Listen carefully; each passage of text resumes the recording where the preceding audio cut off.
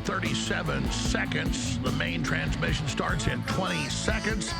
We're getting Dinesh D'Souza and Nick Fuentes on the video link right now. So take a live feed from Alex Jones, from Rumble, from Infowars.com/show. You're the Paul Revere's. The big debate, uncensored, unfiltered, starts right now. You're the Paul Revere's. Share that link to defend the First Amendment and America. We are the #1 hated and attacked media organization in the world by every evil, disgusting, sickening organization on the face of the planet. And Yo. I'm gonna say it. If you're going to go. Who's ready for the debates? We got another stream tonight with Gnostic informants as well. I'm going to check out this debate. Might as well live stream it. Give my thoughts, my commentary. Watch it with you guys. And then 10 p.m. Eastern.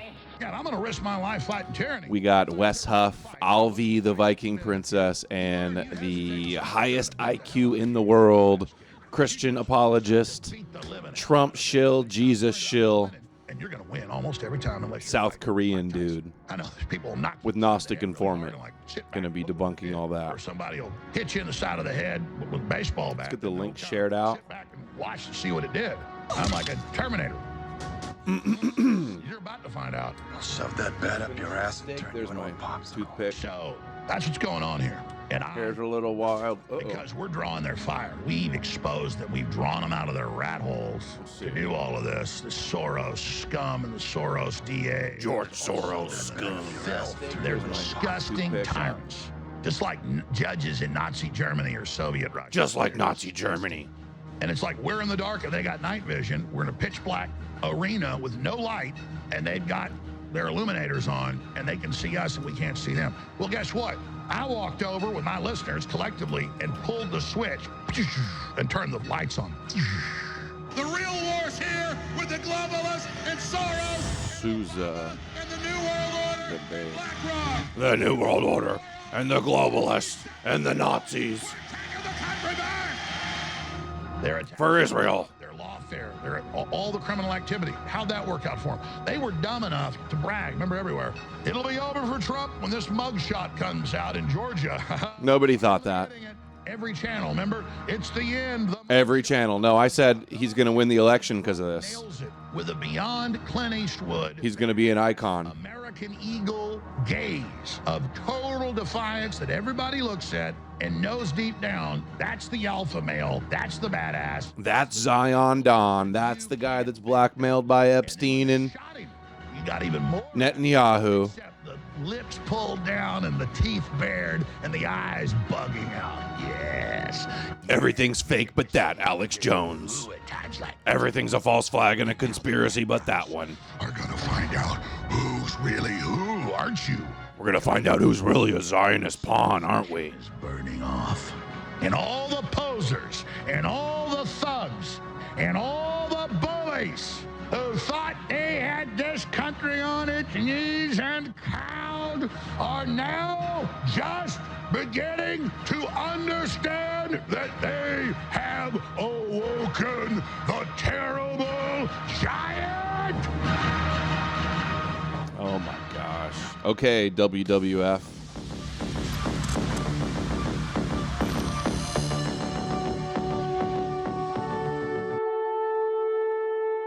I hope this doesn't go too long.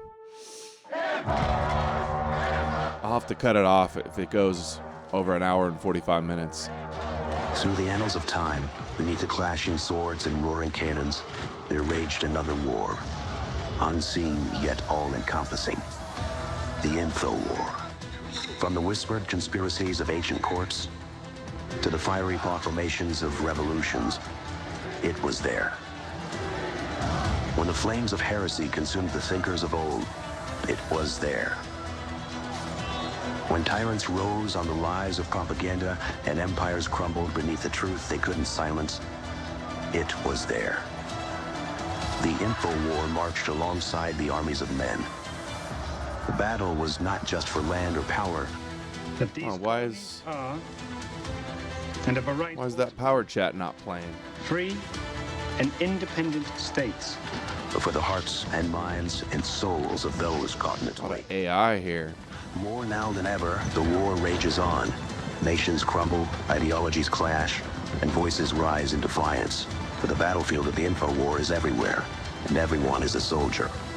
Everyone's a soldier. Everybody's every uprising and every moment of human struggle. the prey. The war was always there. Everybody's a victim. What side are you on? This is the fight for humanity. Are you on the side of God and Jesus InfoWars. or Satan?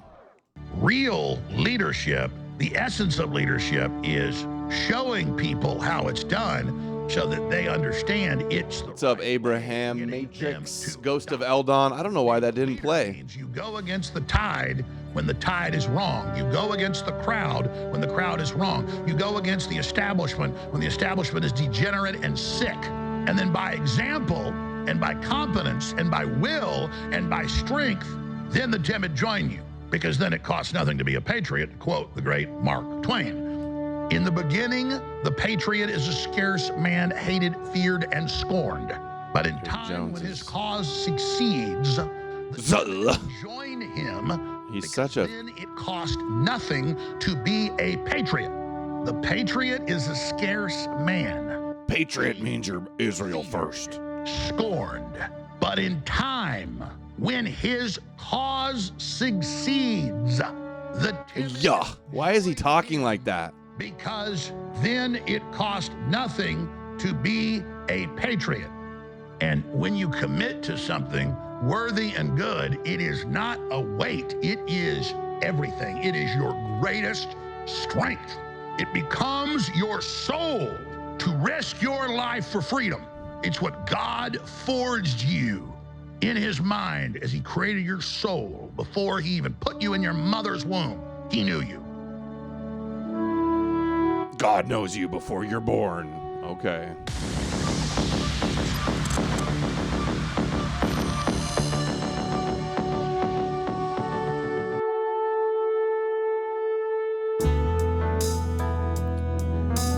Nick Fuentes, the only person that ever debates on InfoWars. Alex Jones coming to you from deep in the heart of Texas, broadcasting worldwide this evening.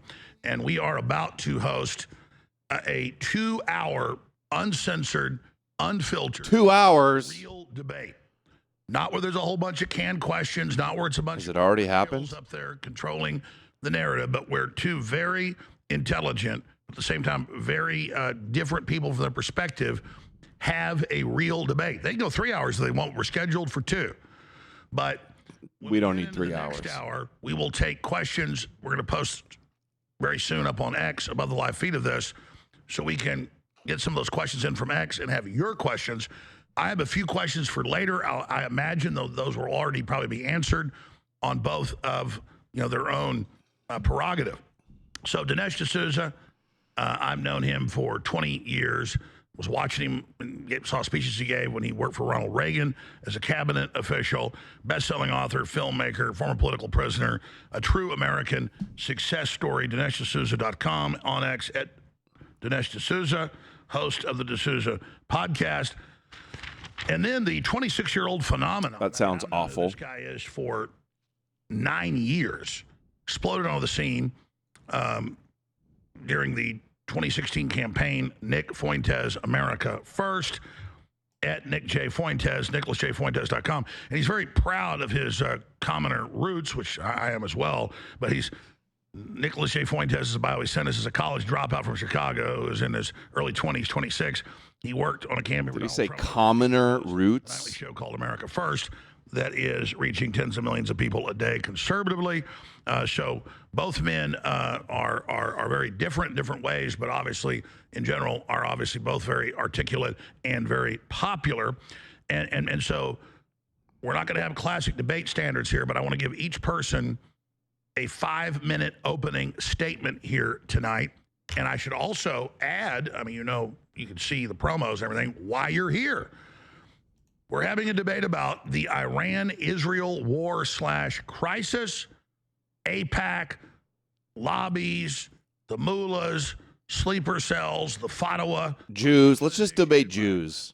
Iran. Iran was last week's news. Donald Trump and Benjamin Netanyahu's death, and basically death for anybody that supports them.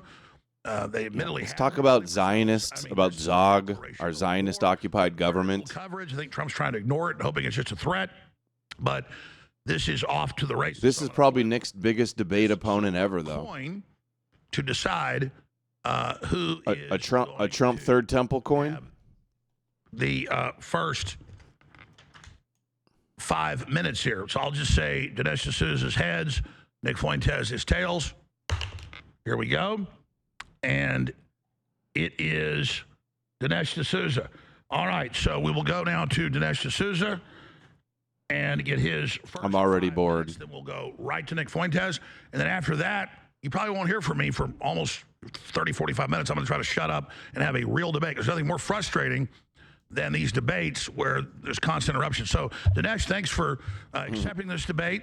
And I'm glad it happened, glad it got done. Thank you so much. You've got the floor for the next 5 minutes. Thank you, Alex. Welcome, Nick. I am looking forward to our debate. And, it's I'm thrilled to do it because free speech has been under attack. And you guys, Alex, Nick, Laura Loomer, and others have been deplatformed. I am a strong opponent of all of this. And for this reason, even though some people were like, why do you want to debate Nick Fuentes? Yeah, Loomer's really been deplatformed. There are taboo issues here that are being raised. They're not being adequately discussed. Some people run away from them. I don't run away from them. And I think it's a good idea to sort of have it out. And so that's really why I'm here. I want to defend Trump. I want to defend MAGA, Make America Great Again. I want to defend America First. Seems to me we have a big disagreement here about what America First means. And that's what I want to talk about. When we talk about making America great again, it's important to think about what made America great in the first place. This sucks already. Yo! Maxed Out Bear sent $20 on Rumble for 2 streams in one day. Thank you. Well, there's going to be another stream right after this debate with Gnostic Informant. Not entirely true. It's not true at all. Right after the American founding, Thomas Jefferson found out that there were these Barbary pirates in the Middle East. Now, they weren't attacking America. They weren't starting a war over here. But Jefferson basically dispatched an armed force to clobber them, to beat the heck out of them. Why? Because they were disrupting our interests. They were disrupting our trade. They were hurting our position in the world. So even though we had this infant democracy, clobbering bad guys is something that we started doing from the very beginning. Now, fast forward to, Alex, you and I are in Texas, with this guy. And let's talk about the middle of the 19th century. Again, America's building a strong country. It's focused inward. But guess what? We get into a big war with Mexico. The Mexican War lasts about 4 years. We started the Mexican War.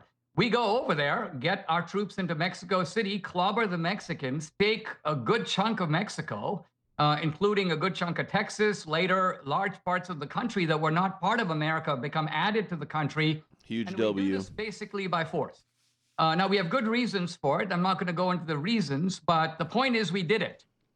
Fast forward now, I'm going to omit World War II and focus on Reagan.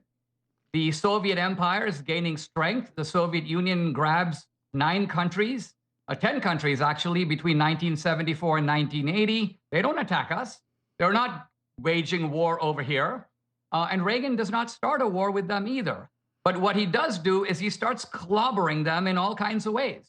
He clobbers them in Afghanistan. He clobbers them in Somalia, in Angola, in Mozambique, in Nicaragua. The history of America clobbering people for no reason. Forces that are repelling these Soviet armies, and we win the Cold War. Who can deny that the world is better off and America's better off? That is America first. And that is making America great again. So it's America. So we're talking about making America great. So fighting wars for Israel, that makes America great again. It doesn't mean for Trump a kind of, isolationism. I would even deny that it means no new wars. And I say that because no president who takes an oath to support the Constitution can make that absolute guarantee. There are all kinds of scenarios, and I'm happy to lay out about 6 of them, in which the United States would be drawn into a war. And so the pledge is made as a statement of principle, but Trump is the commander in chief, and it's his decision to make at a given time when the situation is dangerous enough that there should be a war. Now, there isn't a war going on in Iran, but I do want to say about the Iranians this. They are not a regional power like Iraq. This is, I think, one of the key differences. A lot of people think Iran is Iraq. Iran is more powerful than As Iraq. the mullahs, and Trump is the same as Bush. He's becoming like Bush. No, Iran has a global ideology, and they always have. The reason that they chant death to America, they also chant death to Israel, but death to America is the main chant, and death to Israel is the secondary. No, it's not. Come on. We are the main enemy. We are no, retarded, wrong. But we are the great Satan. And we are controlling Israel, not the other way around. At least that's how the Iranians see it. The little Satan is not telling the great Satan what to do. They literally say that we're controlled by Zionists. The Iranian goal is a global caliphate that obviously involves global supervision, Sharia. What's the rabbi's goal? Bringing it here, infiltrating this country, terror cells. And the nuclear weapons are just taking this global... Zionists haven't infiltrated America. Enormous power. Good thing. There's an old saying that says, what do you say to, what do you call a dictator who has nuclear weapons? And the answer is, sir. What that means is that when a guy gets nukes, he's on a completely different level. You've got to, in a sense, be deferential in a way that you otherwise wouldn't. So here's Iran. They are cooking these nukes. They are building this uranium. They're enriching it way beyond any peaceful purposes. And Trump says, look, it's in our interest that they not have this weapon. Yes, it's in Israel's interest as well, but we're not doing it for Israel. We're doing it because we don't want them to have a nuclear weapon. Okay. Not doing it for Israel, sure. We'll come back to you. It's not all Zionists pushing for the war. Give me a break. And something you said today, I'm just going to add a small caveat and then thinks we're stupid. Because I meant to say it up front. I appreciate you doing this debate. I appreciate Nick and you guys having this idea. Dude, Nick's gonna. These are lobs for Nick to just knock right out of the park. And then here we are 2 weeks later. So thank you both for doing this. But exactly what we're doing is what the left, who is diabolical. Nick's thinking this is really all he said. They don't want real debates. And so this is very, very healthy and very, very pro-freedom, pro-America. And I appreciate you both for being here. Just wanted to add that. So thanks for reminding me of that decision. All right, Nick Fuentes, you've got about 5.5, 6 minutes, because Dinesh went a little bit over because I didn't stop him. So Nick Fuentes of America First. All right. Well, thank you very much. And I'd like to start out by saying as well, I appreciate Dinesh D'Souza for doing the debate. And I actually appreciate him saying that because it is true. We have both been brutally censored, and I know that Dinesh was also targeted by the Obama administration. So, we're really all sort of in the same boat in terms of we've all been persecuted to some extent. So I appreciate him saying that. But I'd like to move on and get into the subject of the debate. And I actually like how Dinesh framed it. I agree with him. The central question concerning the Iran war is, what does America first mean? What is the United States' involvement in Iran, or what should it be? And how does that conform to the stated goal of putting our country first, making America great again, and pursuing the American strategic interest? And without going into the Barbary Wars or Reagan or any of that, we don't need to go back that far. I think we need to talk about the current strategic landscape in the Middle East. And we need that was all irrelevant. Down first analytically before we proceed.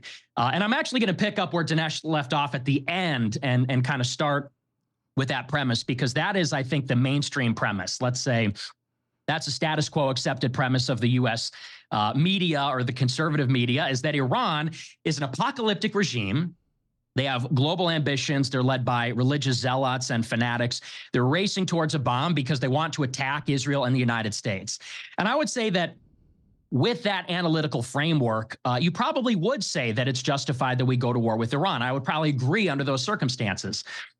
But I would clarify a couple of things. Let's say that in the first place, this is not the first regime that has been described this way. When we were at war with the Soviet Union, it was conservative military planners that said the exact same thing. They said the Soviets are a nihilistic death cult. We can't negotiate with them. Khrushchev said, we will bury them. They want to destroy the United States. Of course, we negotiated with them. Of course, Nixon had détente, and eventually we negotiated with Gorbachev, and the wall came down, and we didn't have to go to war. We said the same thing about Maoist China. They killed 70 million people. They're a communist death cult. We negotiate with them all the time. They joined the World Trade Organization. I don't think anybody would argue that communism is not a nihilistic global ideology with ambitions to take over the planet. It certainly did. It always had. Yet we negotiated. Let's also talk about Iran's nuclear program. And once again, let's sort of do some housekeeping. Iran does not have a nuclear bomb. They're not currently pursuing a nuclear bomb. And what you would call Iran is a nuclear threshold state. They're engaging in something, and this is technical, it's called nuclear hedging. This is where you have the technology, the expertise, and the infrastructure to make a nuclear weapon, but you don't actually build one. Why do you maintain the threshold latent nuclear status? You maintain that in the event that the security situation changes. There's a few countries, actually, not just Iran, they're in the exact same boat. And those countries are South Korea, Japan, and Taiwan. They're all considered nuclear threshold states. They have the expertise, the infrastructure, the technology to make a bomb. Why do they have that expertise? Why do they maintain the threshold status? Because they're on the doorstep of China. China is a much more powerful country, and they themselves have a native nuclear program. They engage in nuclear hedging in the event that they need to deter a threat from a regional adversary. Does this sound familiar? Why is Iran pursuing nuclear hedging? Why do they have a threshold status? They have this because Israel is the only country in the Middle East, actually, that has an undeclared nuclear weapons program. They have a nuclear arsenal of 200 bombs. They're not a signatory on the NPT. Israel's the only country with a nuclear arsenal, and they're Iran's sworn enemy. Let's also talk about the history. Good point. Expose the enemy says, what about peace through strength? Iran can't do that. No, only the Jews in America can have peace through strength. The United States installed a brutal dictatorship. The Iranian people revolted against it. Ever since, the United States and Israel have been at war with Iran, and we've destroyed all their neighbors. We went into Iraq and overthrew Saddam Hussein. All right, Nick, I don't mean to interrupt you. I just said 5 minutes. It could have been 10 minutes. You guys are both smart to talk for That was 5 minutes already? So at this point, just let Dinesh come back and counter that.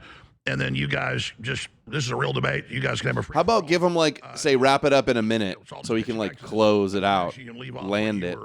Stopping there. Nick Fuentes, go ahead.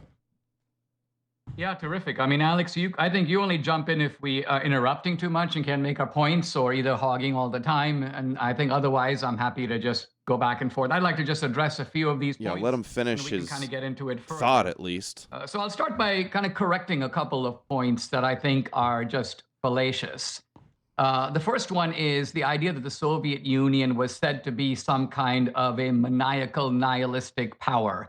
No one ever said that. Really? Not only that, but the whole premise of mutually assured destruction, or MAD, was based upon the idea that you have two completely rational adversaries, and each of them understand that the deployment of nuclear weapons, the one against the other, will meet with catastrophic retaliation. Never once did we dream that Khrushchev was like a suicide bomber, or Brezhnev or Andropov or Chernenko or any of the Soviet leaders going back to Lenin. We knew that they valued their lives. We saw them as protecting their own interests. So the idea that there's some kind of we've heard all this before with Russia and China, that's not true.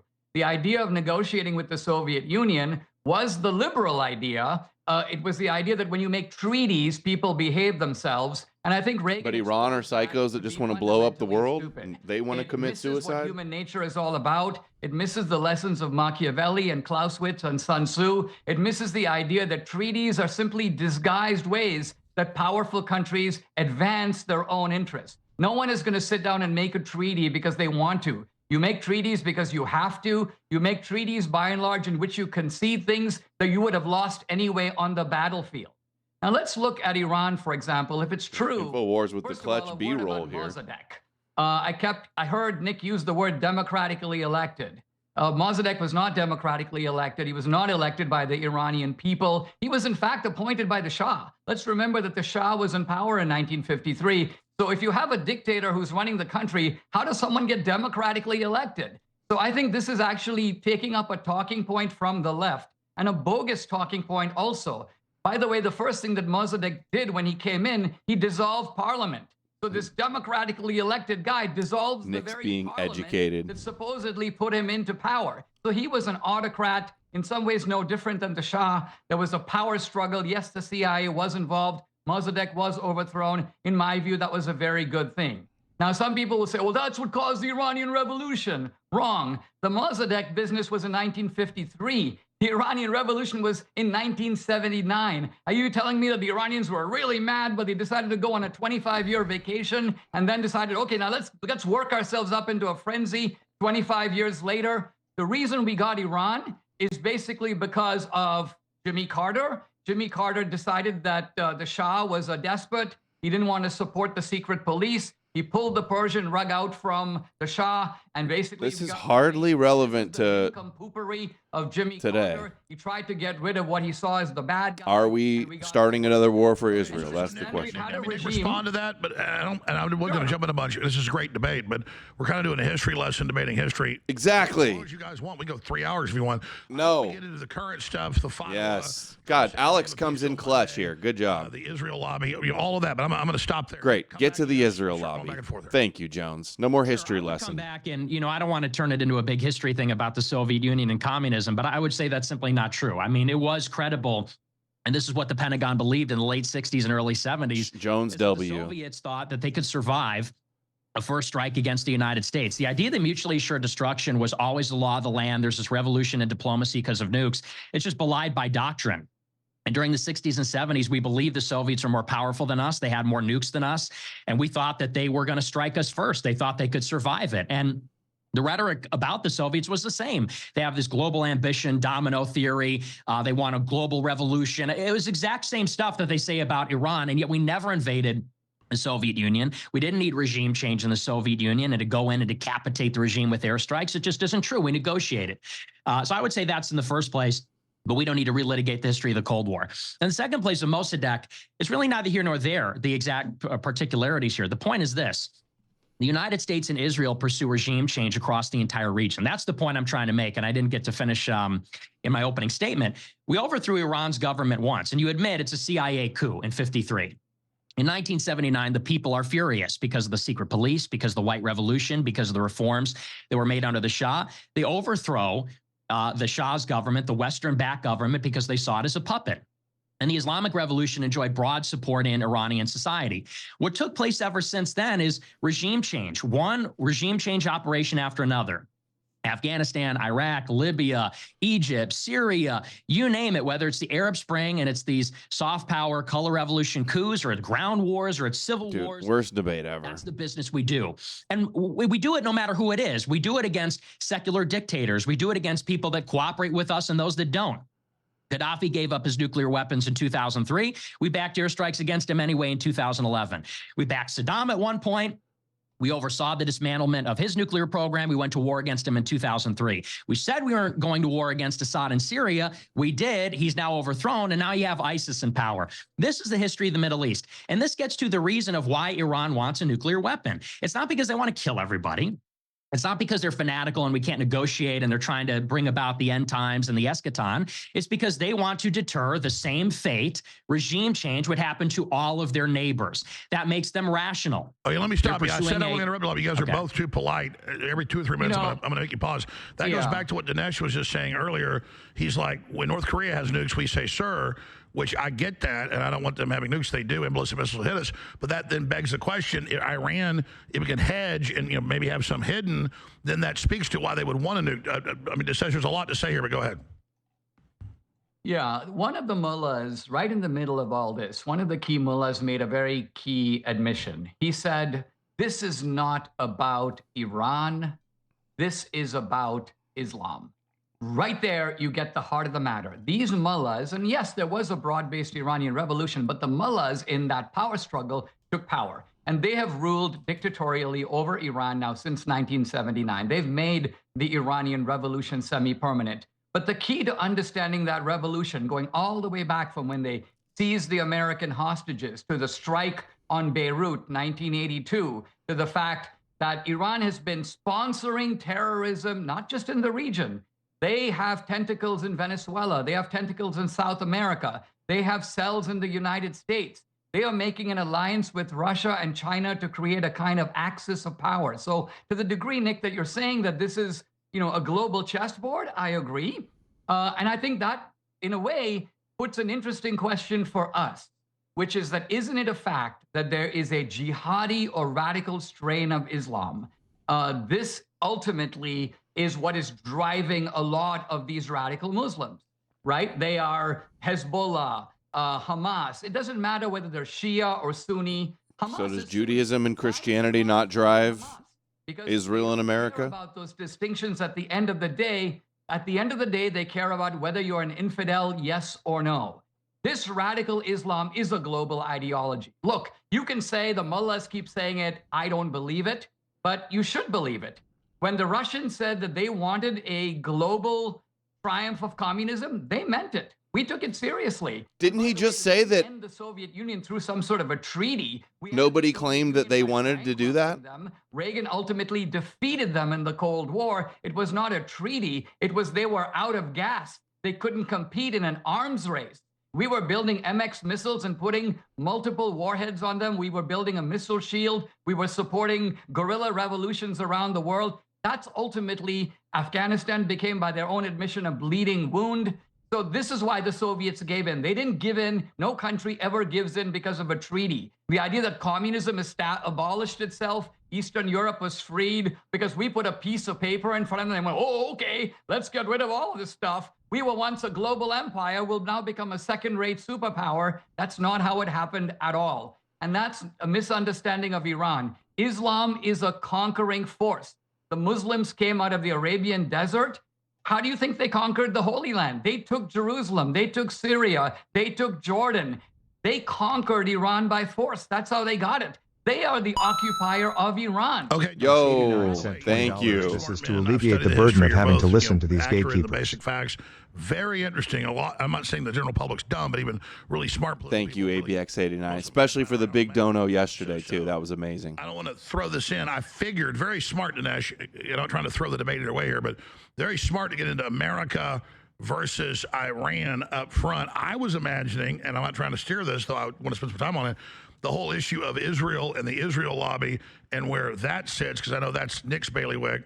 And, so that's... Dude, Jones for the W again. Let's talk about Jewish power. I'm not saying I love the Islamists or any of this, but we've seen regime change. Now, the former head of Al-Qaeda in charge of Syria. We see, Hamas being, Israel helped set it up, as a counterbalance. Then we've got, Iran, all of this. And so I think a lot of Americans just don't believe the intelligence establishment, even though I wouldn't cry at night if the mullahs fell. So, what about the... Yeah, Iran gets a nuke and they're just going to take over the world for Islam. Does anybody believe that? Respond actually to what he said. Sorry, I apologize. Go ahead. No, you're fine. I just want to have equal time. But I mean, with regard to this, there is just like this, and forgive me if this sounds I'm trying to be cordial here, but I do believe there is this engine in the United States from the conservative movement that says it is about Islam. This is Glenn Beck's book. This is sort of the Fox News mantra. It is Islam. Islam is the problem. And I'm not an Islamist. I'm a Catholic. I'm not pro-Islam. And I wouldn't even call myself pro-Iran. I'm pro-America. And to sort of narrow the discussion, let's talk about Islamism. Let's talk about jihadism. I agree with you. There is an element of jihadism in the Middle East. There are these radical Muslims that they want to return to the faith of the pious ones, the ancient Muslims, the first 2 or 3 generations of Muslims. They come from Saudi Arabia.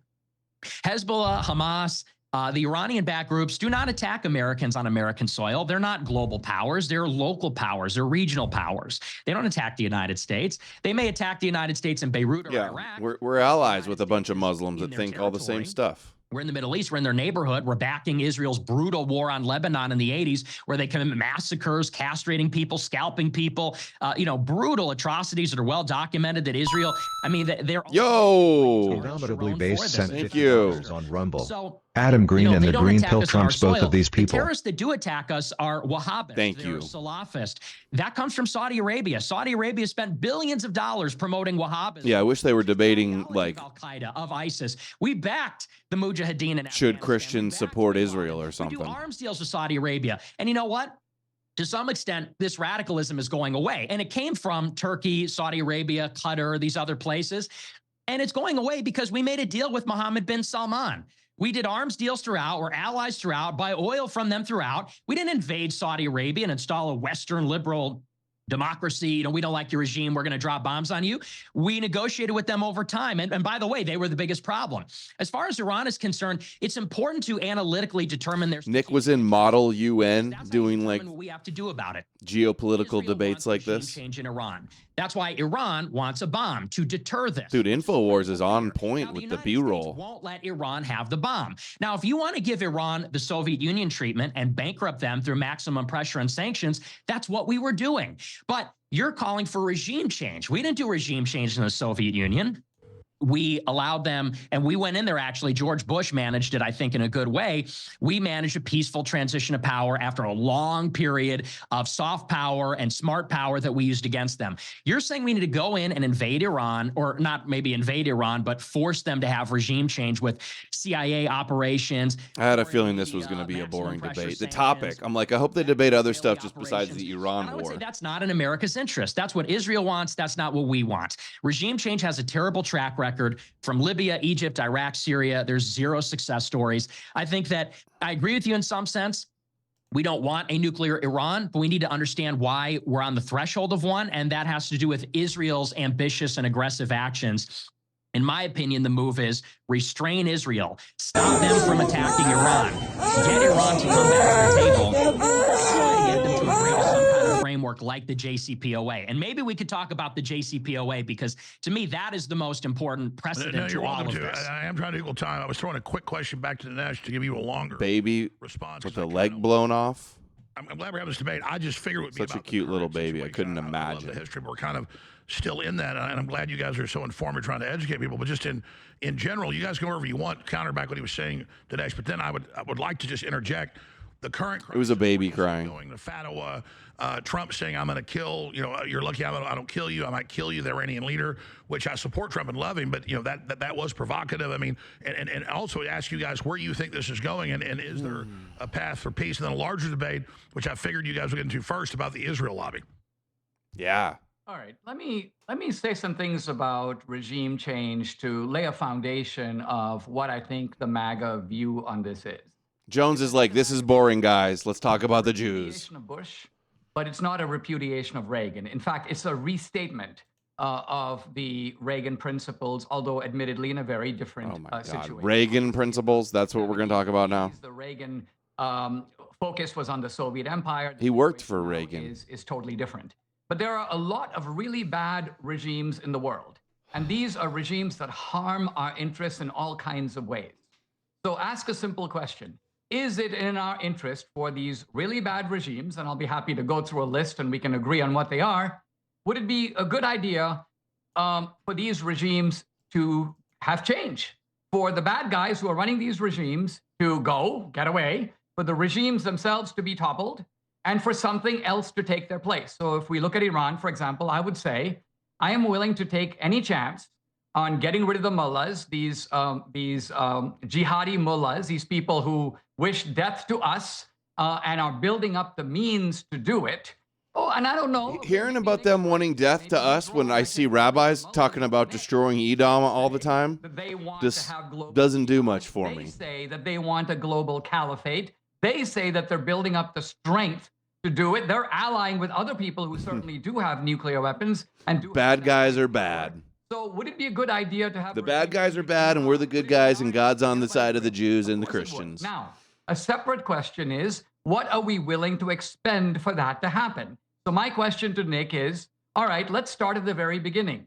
Would you be willing to expend 50 cents to get the mullahs to leave, to quit, to go home, to become refugees and go to other countries? They can go to luxury apartments in Qatar and elsewhere, and let the Iranian people have a plebiscite. We're not going to go in there. We're not going to arrange tribal meetings. We're not going to take over the country. We're going to let them fix it. Why do they need a regime change there? Just because Israel wants it? Whatever it is.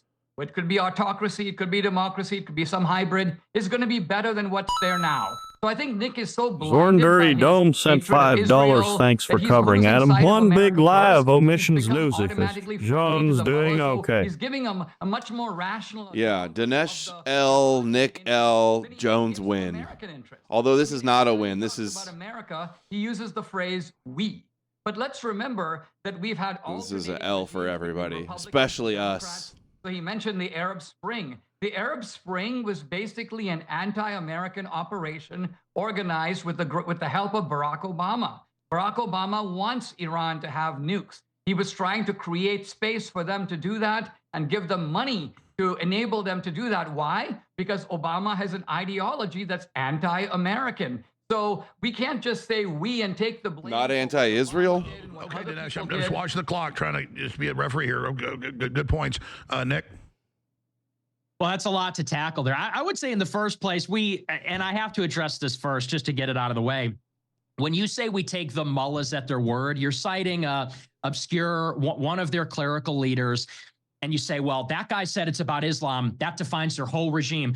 If you want to take them at their word, let's go to the supreme leader. The supreme leader is the top cleric in Iran, the top cleric in Shiite Islam. It's in their constitution. Supreme leader's got to be a cleric. The Ayatollah promulgated a fatwa 20 years ago that says that attaining nuclear weapons and using them is against Islamic law. And that has been cited over and over again in 2005, in 2015. Yeah, Dr. Shiva's way better than Dinesh D'Souza. The supreme leader says it's contrary, and I could give you the quotes, completely to Islamic doctrine to have nuclear weapons. So you can't have it both ways. You can't say we're going to take them at their word when one guy in the government says we're going to take over the world, but you can't have it both ways and say we can't listen to the supreme leader say we don't want nuclear weapons. We have to do one or the other. I'll just say that first.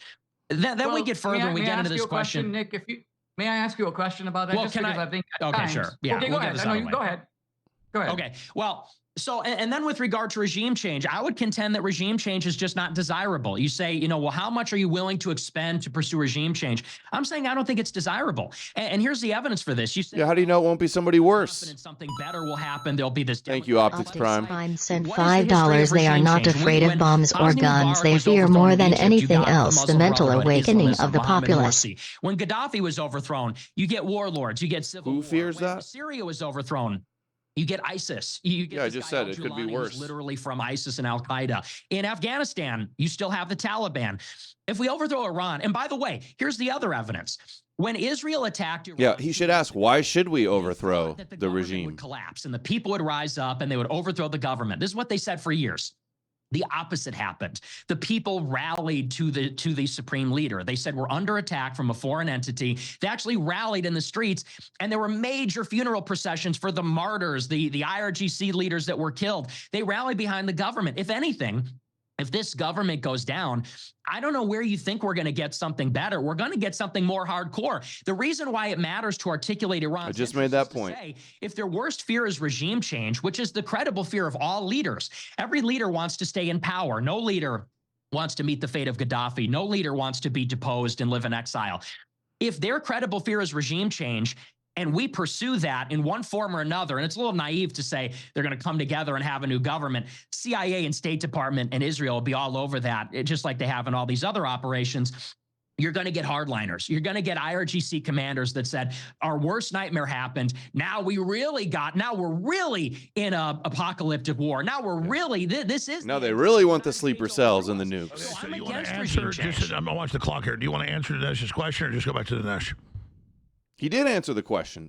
Was that what question? I forget the exact question. Dinesh, you had a question though? Oh, well, I've forgotten what the question was. There's a lot being talked about here. I'd rather respond to this larger theme here a little bit because, look, I mean, Nick, you're 26, and so it's understandable that your view of history, you keep saying history, a regime change is about history, and the history you give is like 4 years old. Your compass is so narrow that it's not. You don't understand. Iraq was 20 years ago. 40 examples of regime change through history that have all worked out beautifully, some recent, some more ancient. There was regime change in Spain. Franco fell. Spain became a democracy. You had autocrats all over South America. Those regimes. Let me give you another history, you young whippersnapper, the United States of why we need a regime change for Israel. There was a dictator named Santana. Well, let's regime change Israel then. How's that for a call? Let's get the Zionist out of our government, regime change. Ultimately, Santana was overthrown. That was excellent regime change. Let's get all the even counting, of course, Zionist extremists out of Israel's government. Since regime changes are so great, excellent quality. I hope Nick says that. Sometimes works. It's the real life Game of Thrones, right, conspiracy truther? Kind of on who does it and how. Now, here's a key point, and of course, Alex has brought up Israel. We want to get into Israel, so I'm happy to do that. Here's the point I want to make. It is very much, in my view, in our interest and Israel to have regime change in Iran. And if Israel is willing to do it, I would say more power to them. I think Trump is stopping them. Trump says, no, I'm going to save the life of Khamenei. And so Trump, in this sense, I think, is more allergic to the risks of regime change and willing to keep the mullahs in power. But what's really important here is Israel is not controlling Trump. It's the other way around. If you leave it to Netanyahu, come on, the Knesset, they would like to overthrow the mullahs, and they have the power to do it. And they got him to bomb Iran. It's not over yet. Use my old phrase, the great Satan is controlling the little Satan and not the other way around. There's another example just from today. Trump is basically pressuring Netanyahu to have a 60-day ceasefire in Gaza. Now, first of all, Israel has every moral right to level Gaza. And what I mean by that is, quite honestly, good B-roll, InfoWars. When you are invaded, just like if there's a home invasion, some guy comes into my house, rapes my wife, kills my daughter, kills my kids, and then he runs away, and I chase after him. And of course, I chase his car down, I stop him. He jumps out of the car, grabs his own kids, and sticks them in front of him. And then he goes, don't shoot, because women and children are in front of me. Dude, InfoWars got all this footage like ready beforehand, by huh? invading my house, and second, by using them as human shields. I am not under any moral strictures based on right, expose the enemy. Obama got inspectors, nuclear inspectors, into Iran. Children is the result of your actions. He didn't help them get a bomb. If he helped them get a bomb, then why don't they have it? And October 7th, by the way, bankrolled by Iran, planned in Iran. Israel has every bankrolled. How much did October 7th cost? How many times have we heard that? And to strike at Iran. And so the United States is the one. Oh, they could have never once again, broken through a gate you can see that without Iran. The numero uno is not Netanyahu, it's Trump. Okay, so go address that. Nick, to be able to come back. Go, Nick. Shut up, Jones. Great guy. I respect you. Love your films. Interviewed 20 years. But the analogy of somebody breaking your house, raping and killing your wife and daughter, then you chase him down so he uses his kids. They're still innocent. And look, I get it. 50,000 dead in Gaza. The whole liberal media making it the biggest thing ever. I'm sad it happened. The left loves the war in Ukraine, over 1 million dead. But, and I understand what we did to Germany in World War II. I know Israel's argument. But to say then if somebody uses their own kids as human shields, I don't know, if somebody killed my wife and daughter, they use their kids as human shields, I'd wait till they drop the kids, or I'd, whatever. I just think it's an oversimplification. Well, that's what you guys are saying in the chat right now, too. What you would look for a clean shot at them, but if you accidentally hit their kids, whose fault would it be, yours or theirs? I get your point. That's fair. Touche. So go ahead, Nick. I'll stop interrupting. Go. Talk about who owns who, Nick. Well, I forgive me, but I have to do this. You said that I'm a young man and my view of history is so short. Well, let's talk about some of your history here. You were a big supporter of the war in Iraq, and I want to actually read. Boom. And go back to what you said about it in 2003 and 2007, because I think this is fair. You said in 2003 that Saddam's support for terrorism, his attempt to acquire nuclear weapons, makes him an imminent danger to world peace and security. That was in 2003. 4 years later, you said the important point about the wars is that 50 million Afghans and Iraqis are free. And for the first time in their history, they can control their own destiny. Liberals emphasize the negative and relish the failures of American foreign policy. Now, there's a lot of other quotes here. But how's Iraq doing now? Hubris of the neocons, of the interventionists, of advocates for regime change, which is, just like in 2003, there's this alarmism. They support terrorism. They're building nuclear weapons. Now, both of those things turned out not to be true. There was no connection between al-Qaeda and Saddam. Saddam did not have nukes. Then there's this justification after the fact. Well, it doesn't matter because it's going fine. Well, 20 years later, guess who took over Iraq? Iran. Iran BTFO'd. Guess who retook over Afghanistan? The Taliban. So, you can talk about like Germany and Japan. I think those things are fundamentally different. For starters, because Japan attacked us first on our soil in Hawaii. I mean, that's fundamentally different. But in terms of regime change, this does harken back to Iraq. And I've seen your videos where you talk about the dissimilarities between the two situations. I think they're very similar. Now, as far as Iran, I don't even want to get into Gaza because that's a little bit, we can later, but I want to talk specifically about Iran. Thanks, buddy. Thanks, Ryan. 19 cent $10 on Rumble. Here's some shekels for you, Adam. Thank you. We know about their facilities. We know where they are. We've seen the tunnels. We've seen the centrifuges. We know what they're doing.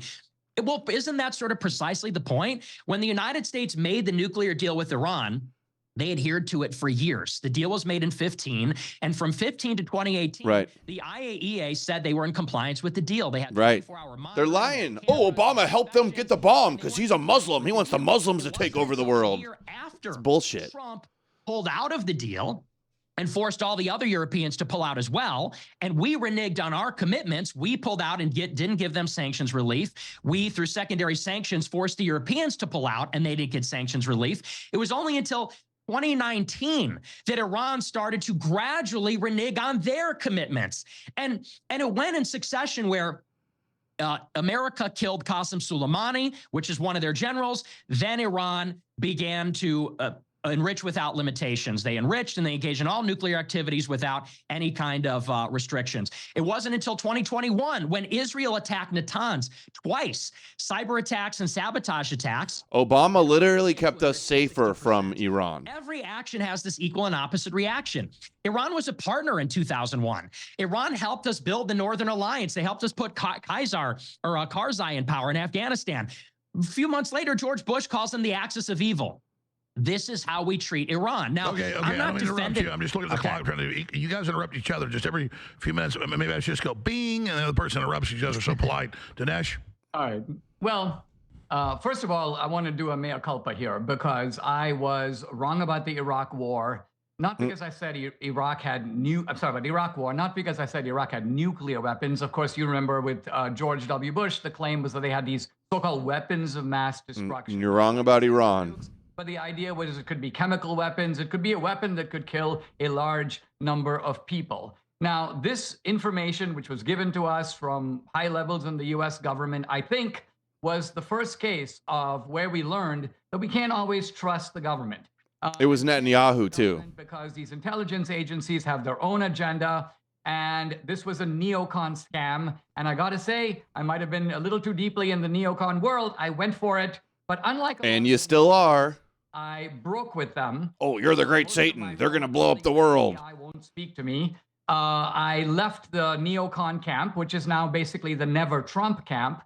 And I came into the Trump camp because I think the Trump was based on the idea that, look, we've learned some valuable lessons from the Iraq War. And that is this idea of trying to occupy other countries is a great mistake. By the way, the United States had every right to blow up the Taliban, to chase them out of power. Those were the guys who supplied the monkey bars for 9/11. So if you're talking about a direct attack... The monkey bars? Yes, it was Al-Qaeda, but the Taliban was a hospitable regime that trained them. What we should have done is turn to some rival tribes, there are plenty of warlike tribes in Afghanistan, and said, listen, we're going to turn it over to you.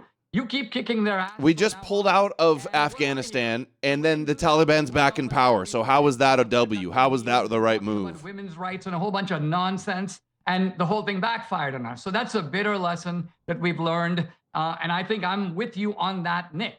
All right, but Iran is a different animal, and I think this is. Oh, it's different this time. Trust me, this time. The one that is threatening Israel, not the other way around. What does Israel want out of Iran? You think Israel wants to go occupy Iran? You think Israel has designs on Iran? No, they want to take over Gaza most and the West Bank of Earth on the planet. They are just trying to hold onto it. And by the way, it's theirs. Now, what do I mean by that? God gave it to them. It's a very important issue because the Bible says. I mean, how do you get the title deeds of a country? There are really only three ways. You fight for them. The Bible. Is you're the original inhabitants, right? Like the Native Americans are the original inhabitants. They go, it's ours. That's one way. The second way is there's some sort of a negotiation, a treaty. If someone gives it to you and you get it that way. Monkey bars did 9/11. That's how we go to parts of Mexico. Taliban provided the monkey bars, so we were right to go and bomb Afghanistan. We took a lot of it by force. So that's the third way. Most of the boundaries. He really said they provided the monkey bars. By war and by nothing else. Now, interestingly, with America, you could say that on one side. Dude, has Dinesh talked twice as much as Nick? So they have the title deed. And then you can say on the other side, well, we conquered them. We fought a war. They lost. That's that. So it's ours. But with Israel, all the arguments benefit Israel. They were the original inhabitants. They were there for 4,000 years. 2,000 years ago? Number two, Abraham? Israel by the United Come on, Nations. Abraham is not real. Thunderstorm 9 cent $10 on Rumble. This high-caste Indian low-class douchebag only cars about high-caste Indians taking your place. Beat the combined invading armies of Syria, Jordan, Egypt. Abraham was there 4,000 years ago, and Nick's a Christian, so he can't say, no, he wasn't. Whether you're looking at Mutt. It was fascinating. Who took it by conquest. I just looked at the clock, like 5 minutes. We're running over, Nick. I got to be fair. Nobody ever gets to finish a point. 5 minutes. Go ahead. He needs a bell, like wrap it up in 10 seconds or something. Go ahead. Yeah, once again, it just gets back to the analytical framework for the conflict is that these are rational actors, and maybe we'll get into Israel's objectives. Iran wants a nuclear arsenal to deter an attack from the United States and Israel. I think that's a credible fear. Yeah, Netanyahu's been talking about bombing Iran for 30 years. So we don't want Iran to acquire a nuclear weapon. We don't necessarily have an interest in regime change. Israel's strategic objective is to overthrow the government of Iran. And why? It goes back to the Likud party and their takeover of the government in the late 1970s. They witnessed what happened in the Camp David Accords, which is that Egypt got the Sinai back in exchange for peace. They witnessed some of the Israeli ministers try to negotiate with the Palestinians. They called it land for peace. We'll give you some of the West Bank in exchange for peace. We'll give Syria the Golan in exchange for peace was the idea. They thought that's what was going to happen. And these Likudniks, the people that have been running Israel basically for 50 years, nearly uninterrupted, they said, we can't keep giving up land in exchange for peace. They said, we need to go on the offensive. This is in Oded Yanon's plan for the 1980s. He was an advisor to Ariel Sharon. This is in the Clean Break Memo in 1996. And in both of these doctrines, and this is consistent throughout, 20, 30-year period, they said, we need to go on the offensive, and we need to basically destroy all the big states that are supporting Palestine, all the big states that might pose a threat to Israel. And that is why they push for regime change against Saddam. That's why they push for destabilization of Syria. And ultimately, they saw Iran as sponsoring Hezbollah and the Shiite groups in southern Lebanon, and then eventually Hamas. And so Israel has an interest in what they call creating statelets. They don't want big, powerful regimes like Nasser's Egypt, like the Assad dynasty in Syria, like Gaddafi in Libya. They want small, manageable fiefdoms where they're going to dismember Libya into like 3 countries, dismember Syria into Druze, Alawite, and Sunni, dismember Iraq into Shiite, Kurdish, and Sunni. They want to do the same thing to Iran. And that is because, and I agree with you, Israel wants to be safe, but you characterize Israel as small and fledgling and just trying to hold on to their land. They're the only nuclear power, the most sophisticated, most powerful military and intelligence operation in the Middle East, as evidenced by this very one-sided conflict. And what they want to be safe is regional hegemony.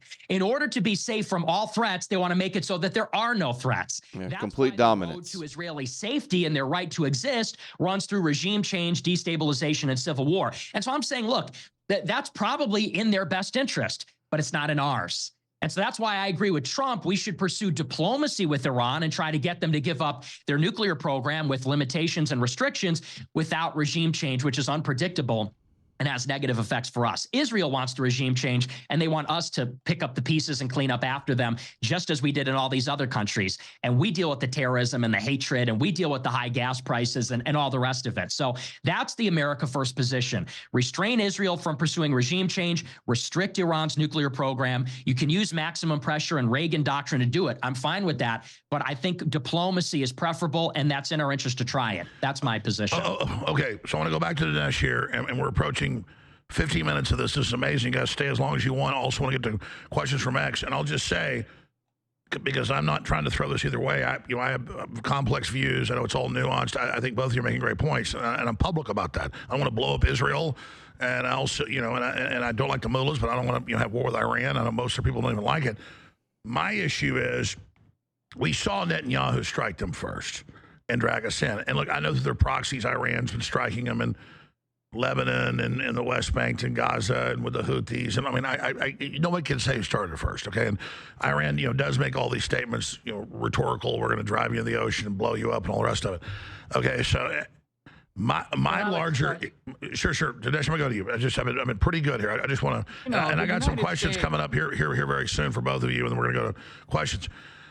But honing in, because both of you guys are very smart, and I'd like to hear not even, I mean, it's a debate, but also a discussion. Oh, my God. What do you think's about to happen? I know, Dinesh, you have amazing context. Trump today says twice at Alligator Alcatraz that, oh, we got a deal Monday. You're going to love it.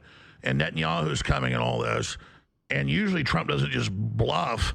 That sounds really good. Then you have the mullahs putting out a very rare fatwa against Trump and Netanyahu on Sunday. So just in general, looking at that, but I will just say, Israel initiating the latest round and us coming into it a week into it, and then all of that, and then I could predict the media was going to say it didn't take out the sites. Clearly the sites were highly damaged or obliterated, but then did they hide fissile material? Then the mullahs are, we're going to go all the way to enrichment, and we did hide it. And it's like... It's almost like Jones talks more than Nick. He interrupts and cockblocks every time it's Nick's turn. It's very bizarre. So it's easy for me on like straight Western politics to know who the sides are, what the interests are. When you get into these mullahs and things, it gives me a headache, basically. So, you know, I mean, as a moderator, I'm supposed to just have easy answers here. A lot of bizarre behavior.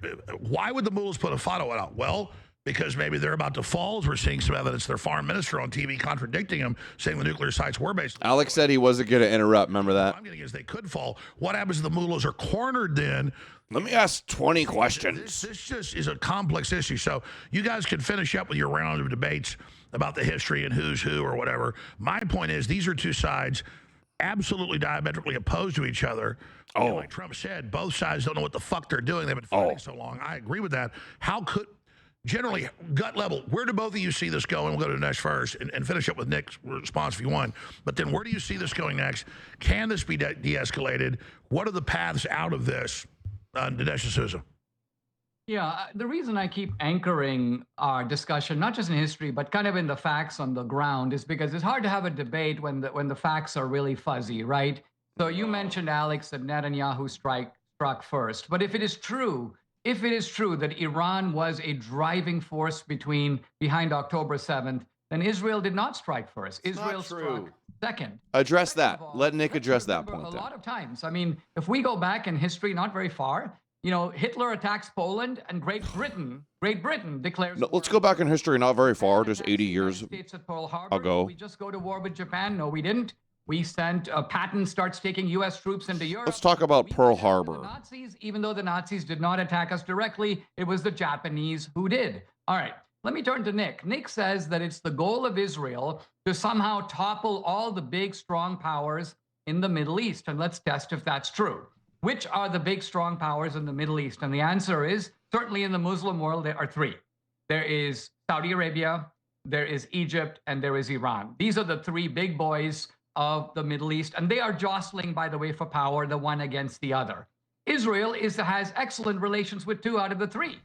Now, the only reason Israel doesn't have excellent relations with Iran is Iran continues to not only plot and scheme, but openly declare and fund military forces, Hezbollah, also Hamas, that are aimed ultimately at eradicating Israel from the map. That's the meaning of from the river to the sea. So Israel is willing to get along with powerful forces in the region. What is the meaning of Eretz Israel? Some of them. It gave back in the promised land. Egypt. It's on good terms with Saudi Arabia. I think it would be on good terms with Iran if Iran wasn't driving the aggression from its side. So I completely reject Nick's idea that somehow Iran is fighting a defensive war. Nobody wants to invade Iran, least of all Israel. Israel would like to have nothing to do with Iran. They've got a successful society on their own. Now, you're asking about Trump and kind of where all of this is going. And I think I want to highlight the simple point that, look, Trump is actually a kind of master of this kind of, well, I'm going to call it mafia diplomacy. By that, I mean that he acts like Don Corleone. He twists people's arms. He basically tries to pull everybody into line. And sort of this idea, number one, when Trump basically even started talking about the idea of striking the Iranian facilities, there was a massive scream on the part of the, let's call it the Nick Fuentes camp, but there were many others in it. This is disastrous. We're going to be in a war. We're going to have tremendous casualties. The Iranians are going to strike back at us. Just wait for it. None of this actually happened.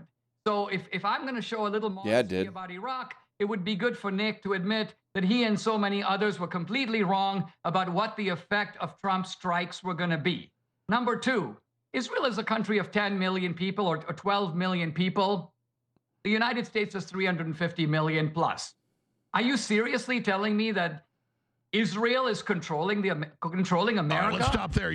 Yeah, let's talk about that, We're gonna go please. to break and come back. I've got questions. Oh my God, a break. Watch, we're gonna skip past that when you get back. Sure. So to address the first point, Saudi Arabia is not a major power in the Middle East. We give them a lot of weapons and things like that, but Saudi Arabia has a small population, mostly foreign workers. It's held together by this weird dynasty from 100 years ago because they sell oil. They couldn't even defeat the Houthis in Yemen. I mean, they were at war with the Houthis for 10 years. Dinesh thinks the war's over. And they did strike back at Israel. And they did bomb one of our bases. Although apparently they warned Trump before. Major power. And what's more is they're effectively in a relationship with Israel already. They, like the Emirates, like Bahrain, are going to enter into the Abraham Accords. They're submitted to Israel. And that's the fate. If you are against the West, if you're against Israel and the United States, you get overthrown, you get regime changed, you get invaded, civil warred, or you're like Egypt and Jordan. Dinesh has brought up America controlling Israel like 5 times, and Nick hasn't addressed it once. Go there. And that's obviously the case also because Netanyahu and other ministers in the Israeli government have said for 30 years they want regime change in Iran. Right. Did I not say that? In the mid-1990s, they're calling for regime change. In 2006, Netanyahu's calling for regime change. They're publishing videos all the time in Farsi and English saying the Iranian people need to rise up. It's just not even a question that they do want that. And they want that because Iran is a rival. Iran has one of the largest populations. It's often said about the Middle East, you've got 3 countries, Turkey, Egypt. For them to talk about Iran wanting to blow up the world for Islam, but not talk about Gog and Magog and all the rabbis that want war with Iran. Israel's security and hegemony in the region. And get America in a war with Iran. That country, along with all the other ones with ambitions, whether they be Islamist or Pan-Arabist. With regard to Israel, and we can maybe get into this topic. If Nick knew Gog and Magog better, he could flip that right in his face. To get to the question of Israel driving U.S. foreign policy, it's pretty clear. You know, Trump initiated diplomacy with Iran in April. He had Netanyahu at the White House for talks about the tariffs, and he announced that he was going to engage Iran in negotiations over the nuclear program. That same day, Netanyahu went on TV and said the only deal we will accept is if we get to blow up Iran's nuclear program. Can't even tell if those are rabbis or Orthodox The Libya priests. model is where Libya gave up their nukes with inspections, and then we regime changed them 8 years later. And that was obviously a poison pill to blow up the talks. They've said repeatedly, just last week, the defense minister came out and said, we are pursuing decapitation of the supreme leader. And when asked, did you get permission from the United States? He said, we don't need permission on such matters. And I believe, of course, you absolutely do. I wish it was as you're describing, where we are in control of Israel and they're our client. This has never been the case. Israel was the driving force behind the road to the war in Iraq. They're the driving force behind the road to the war in Iran. And the question of, and this is the last thing, just briefly, was I wrong about the strikes in Iran? We're not in a war in Iran. Of course we're in a war in Iran. Trump killed Soleimani in 2020. He comes back into office and picks up where he left off. Israel attacks Iran, and then we bomb Fordo. And this is going to be the case in the future. Iran says they're not giving up enrichment. The United States says you have to have 0% enrichment. It's setting the stage for more strikes. We've been in a state of hostilities. Nick Fuentes. That's right, Unity. We're going to take a break here. I'm going to ask both of you during the break, or the producer is, how long you want to stay? I'll go another 50 minutes. I'll go another hour and a half, 2 hours. 5 hours. No. This is riveting. And I think this is a really very professional, intellectual debate. This is not people trying to make points for the other person. It is pretty professional, intellectual. I'll agree with that. Former head of a federal agency, best-selling author, filmmaker, super scholar. Nick, for 26, you disagree with his politics, agree with him. The guy's a phenomenon. I don't know any 26-year-old knows half what he knows. It's very refreshing to hear this. I'm not saying he's going over the audience head. Our audience. Yeah, 2 more hours of this? No. A lot of people, millions watching on X right now. It's this big viral thing. Millions on X? A lot of what they're saying, like, remember it? Oh, yeah. So I'm having trouble following some of this. 500,000? That's not at one time, though. That's true. So it was, this is not total clicks. This is not, real simple, mindless slogans. This is a real debate here. I'm sure a lot of people clicked off. Like the Lincoln Douglas debates. So we'll find out how long they want to stay. This is a whole other issue. Because I told the crew on the X post, asking what are your questions when the debate launched, we can't find out of thousands of questions, maybe 10 that are pro-Israel.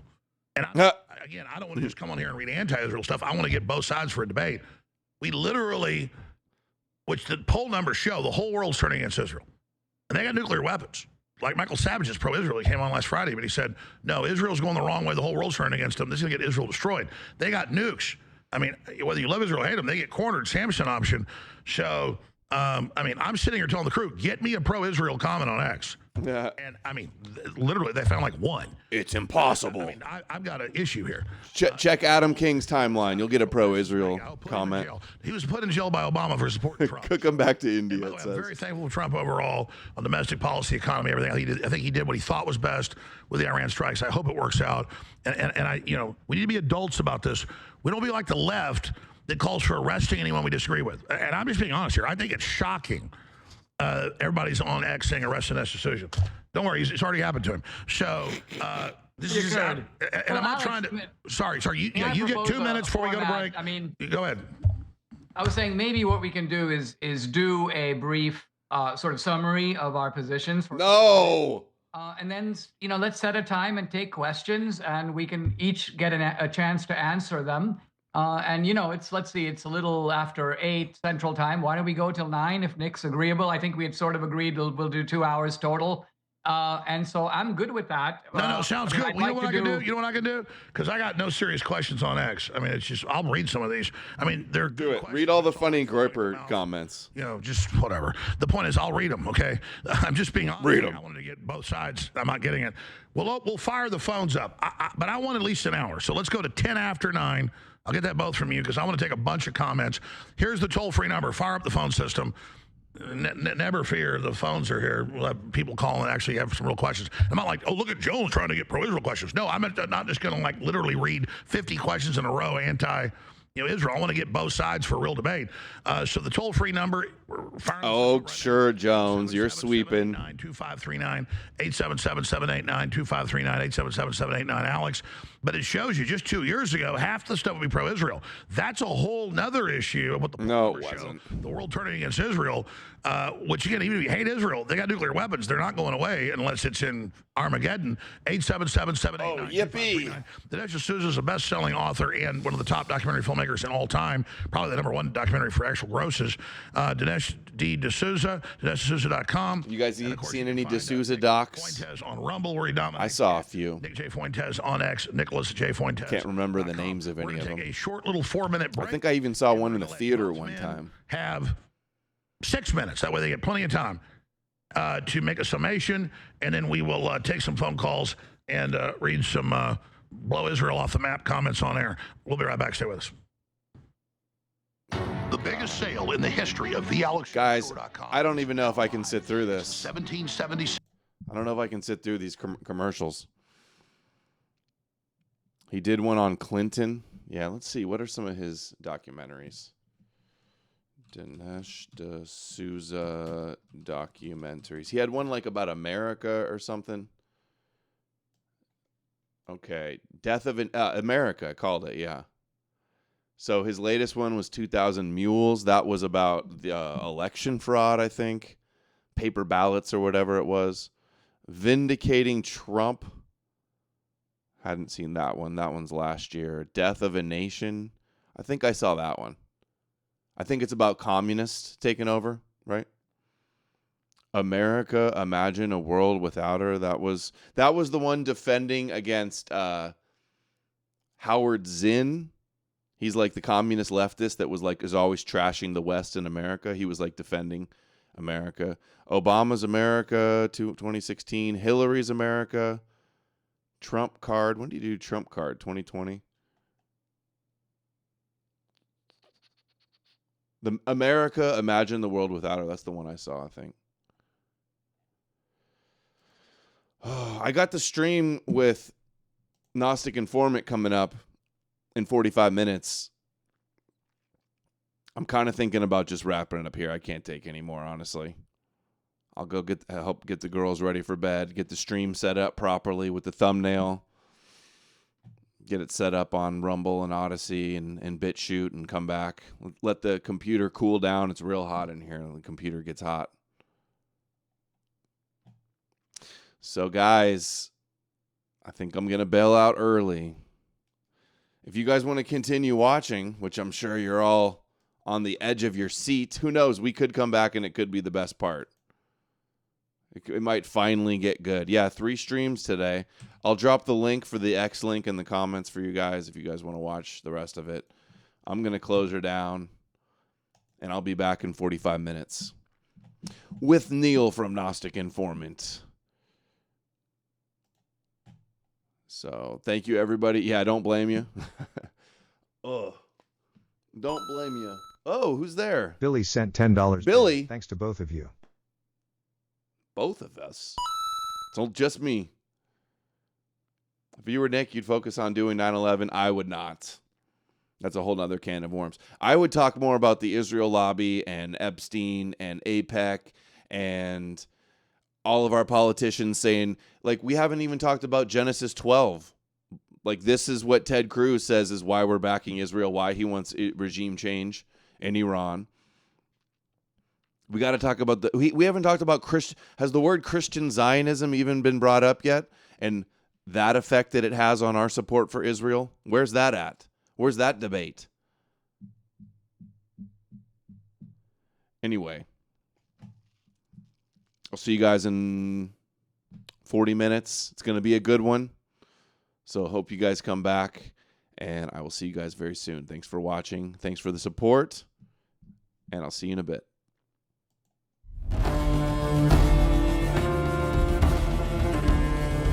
Just gotta go take some methylene blue and some tangy tangerine.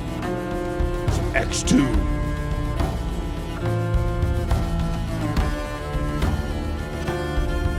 And some super male vitality. And I'll be back better than ever.